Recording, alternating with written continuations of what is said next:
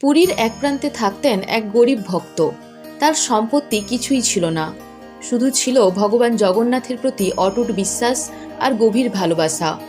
প্রতিদিন তিনি এক মুঠো করে চাল জমিয়ে রাখতেন ভগবানের উদ্দেশ্যে ভোগ নিবেদন করার আশায়।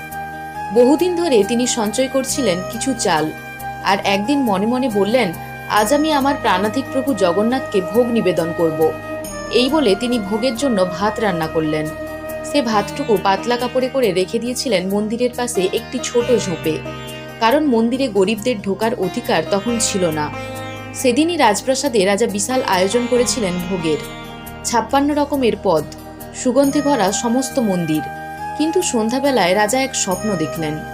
জগন্নাথ বলছেন, আজ আমি শুধু সেই দরিদ্র ভক্তের মুঠো ভাতই গ্রহণ করব, বাকি ভোগ আমার নয়। ভয়ে আর বিস্ময়ে রাজা ঘুম থেকে উঠে গেলেন। খোঁজ করতে গিয়ে দেখা গেল সেই গরিব ভক্ত নির্জনে বসে জপ করছে, আর পাশে রয়েছে কাপড়ে মোড়া সামান্য ভাত। রাজা সেই ভক্তকে জড়িয়ে ধরলেন। মন্দিরে নিয়ে গিয়ে পূর্ণ সম্মানের সঙ্গে জগন্নাথের চরণে সেই ভাত অর্পণ করা হলো। এই কাহিনী আমাদের শেখায়, ঈশ্বর ভক্তির পরিমাণে নয়, ভক্তির গভীরতায় সন্তুষ্ট হন। রাজকীয় ভোগ নয়, এক মুঠো ভালোবাসা মেশানো ভাতই তার প্রিয় খাদ্য। ভক্ত যদি নিঃস্ব হয়, তবুও ভগবান কখনো তার ভালোবাসা অস্বীকার করেন না।